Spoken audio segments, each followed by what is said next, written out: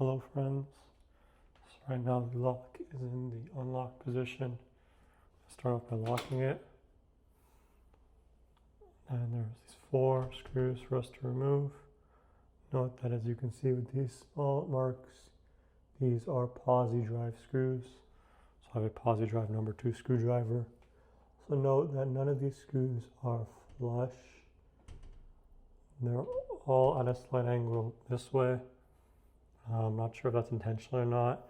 One of the big problems with this lock type is that it is hard to align the lock.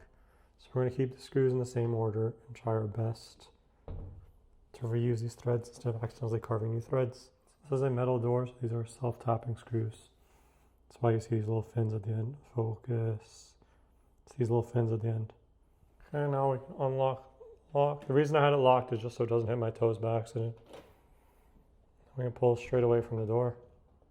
And now you see this thing right here, extended out. So what this is a shutter. See better on this side.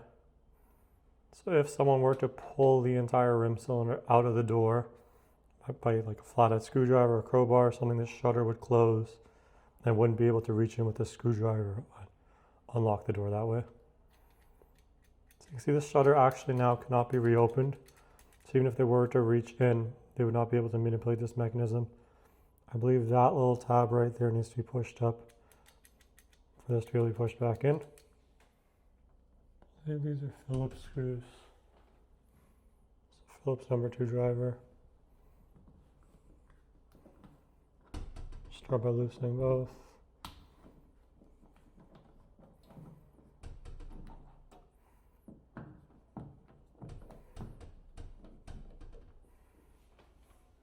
I'll open the door up so you guys can see both sides. So now you guys can see with it loose, this one actually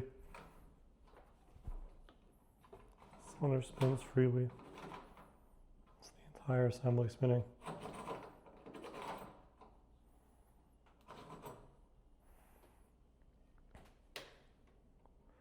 So yeah, that is a security concern if someone can just grab the entire assembly with vice grips and spin it.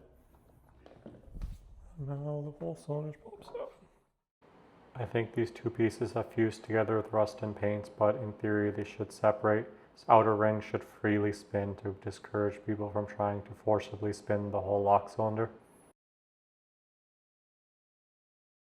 And now we are left with this clean hole in our door all the way through. Now we will test fit our new lock cylinder. So it works like this.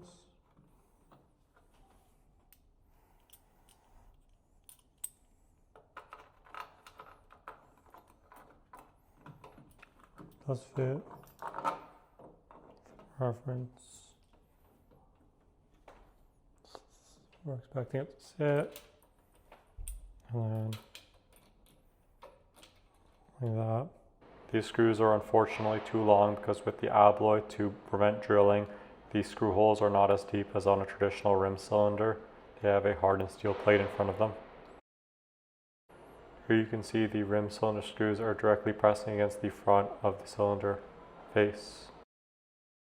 To give you guys an idea of how deep the screw hole is, I threaded one screw all the way into the lock body and I put the other screw right next to it. It's also worth noting that the Abloy screws have different cut points than what was previously installed. Prior to us cutting the tailpiece, let's see how much fits within the jimmy-proof deadbolt itself. So the shutter, you can see right now, is locked. While pushing in, there's this tab right here. You just push up on that.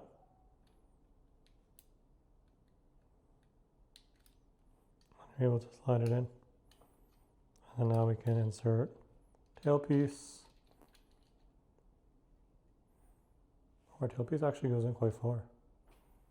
Let's see if the lock still works. Lock, unlock, lock, unlock. Nothing, lock, nothing.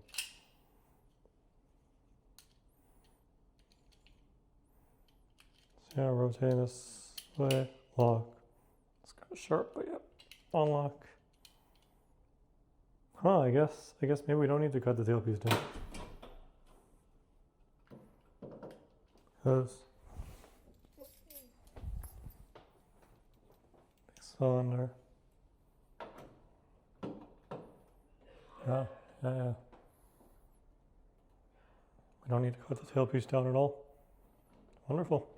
These are all the relevant parts our Abloy Protec2 rim cylinder came with. So the cylinder itself, it's threaded because it can also be used in a mortise application. Abloy hardened. Tailpiece right here. See, it has these notches in it. That's to help you cut it straight if you need to shorten it. This is non-directional. It just slots in like this. And then there's this ring, which I believe is not countersunk on either side. This ring just drops right over. Nope.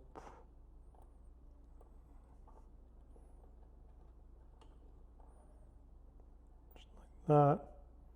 And there's these two screws, just like this. These are focus. These are posi drive screws. You can see these little scratches into their posi drive, and there's like red thread locker pre-applied. Note that the thread locker does not go all the way to the end of the screw. This is so you can start threading it in by hand without resistance to decrease the odds of us cross-threading it. So you guys can see. It's actually very concerned that there's like this air gap right here. But it looked, I think this is just the way it's designed. The tailpiece, you can see, does not come out.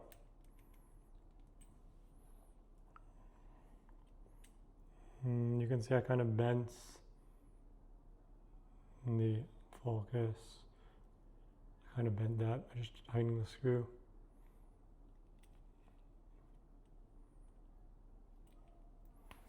Yeah, so now put the key in off camera. Key installed. And see. So the way this works is the key is installed in this position. You can turn 90 degrees either direction without impacting the tailpiece. So 90 degrees counterclockwise, nothing happens. That is when the discs are all compared, kind of, and the sidebar drops into place. Now turning it past 90 degrees, tailpiece engages. And once I do a full 360, so we're back in this horizontal position. And now I'm able to rotate the key vertically and pull it out. I can go 90 degrees the other way, and then continue rotating 360. We lock back in this horizontal position. You can also go, for example, like halfway, like for a mortise cylinder, then rotate in reverse. Once we're locked back in this horizontal position, key can go vertical and be pulled out. Yeah. I tried to reuse the backing plate and screws from the previous rim cylinder installation, but after about a half hour of struggling, I realized that the spacing of the screws must be different. For reference, this is the one we're trying to install. It's the Abloy one. Just try to stack them. You can see that even though the screws fit through both plates, they have a slight inward angle. Yep, the lock came with this inner plate, which, as you can see, fits in the hole perfectly and sits flush. Also note that this corner right here is actually clamped underneath the lock, and it being a square shape means that it'll resist rotation slightly better. It may potentially even hit this screw and prevent it from being rotated. Not sure, but the one Abloy provided is perfectly round, so it may not prevent rotation as well. But it also does not fit, as you can see. It's expecting a larger hole in the door because the indented portion is larger.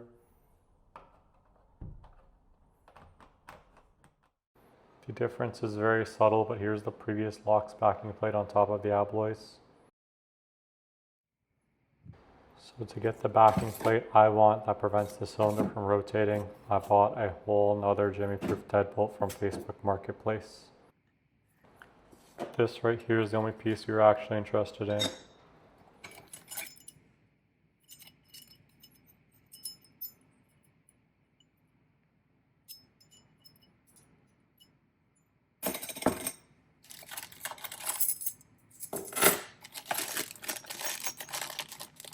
Like mine, this lock comes with a flush strike plate, but as shown at the very left of this photo, you can also buy a jimmy-proof deadbolt with an angled strike plate. This would require notching the door frame and would have screws going between the door and the door frame, which is much better at transferring force to the door frame. These are more commonly used for wooden door frames. Interestingly, they also include the square backing plate, which is what we already had. Interestingly, the shutter design on this jimmy-proof deadbolt is different than mine. Here's mine. See, the shutter is not open. On this one it does.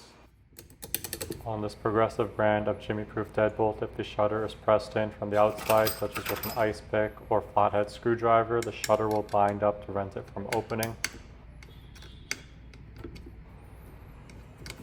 You can see the tab needs to be lifted up here, which is not something that someone could do from the other side of the door.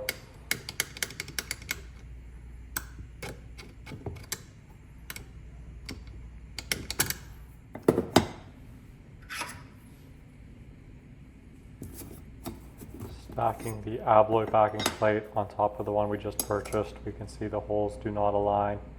It's likely that Abloy is not conforming to the industry standard here.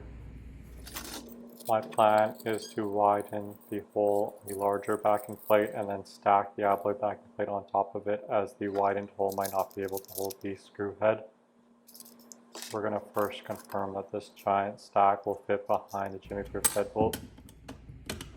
So as we can see here, the assembly looks like it would fit flush with the door, which is a good sign. We will now begin the very tedious process of enlarging the backing plate hole. To do this, we're going to use a pen to mark what we need to Dremel away, but rather than Dremeling all of it in one go, we'll Dremel some of it away. Then we will put the screw through the other hole, and we will color in some of the other side, which we can Dremel away to ensure that that tailpiece is perfectly centered.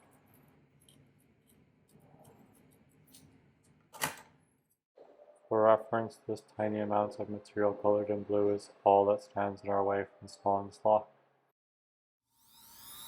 I spent just over an hour alternating between Dremeling away at the backing plate and test fitting. How to install: we put on this free spinning ring.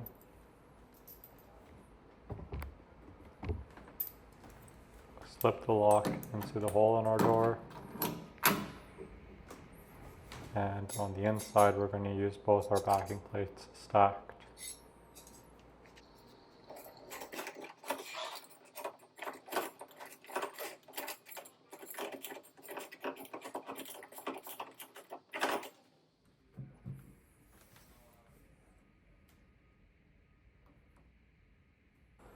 Here's what it looks like with both backing plates on top of each other. Now you can very obviously tell that the rim cylinder cannot be rotated unless these screws are snapped, whether that be the rim cylinder screws or the screws holding up the jimmy-proof deadbolt on the inside. Now to install the jimmy-proof deadbolt, we're going to press in this tab to unlock the shutter, and we're going to hold the shutter open while pushing the tailpiece into the lock. Unlocking the shutter is hopefully something that's very difficult to do from the outside. In theory, since the rim cylinder is unaware of lock state and the tailpiece can spin indefinitely, it doesn't matter whether this is done while the lock is in the lock or unlock position. I've got the 4 screws installed by hand, and now I'm tightening them down using this PZ2 screwdriver. I'm doing this with the door open because I thought the lock might spontaneously fall apart and I might be trapped in the home for some reason. But I highly recommend you do this with the door closed and with shims between the latch and the lock body. As you'll see in a second, this lock ends up rubbing with the latch. I have to loosen these screws and try and adjust it. Also, if you recall which screws were flush before you removed the lock, it might be best to tighten those first.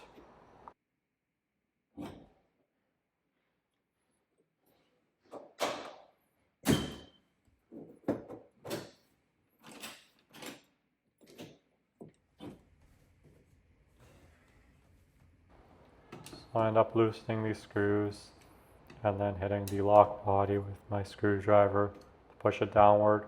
This wouldn't have been a problem if I had shimmed the lock body against the latch prior to tightening these screws.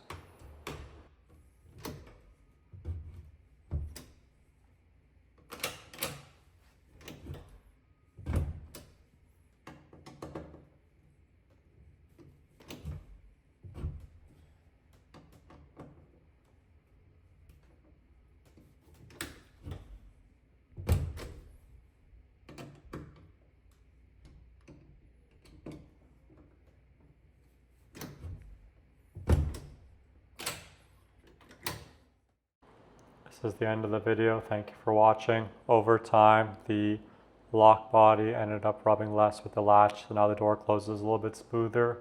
If you haven't yet watched the video, you can see me install this exact same lock cylinder in a mortise lock. So now I have 2 Abloy cylinders that use 1 key to enter my home, which is nice.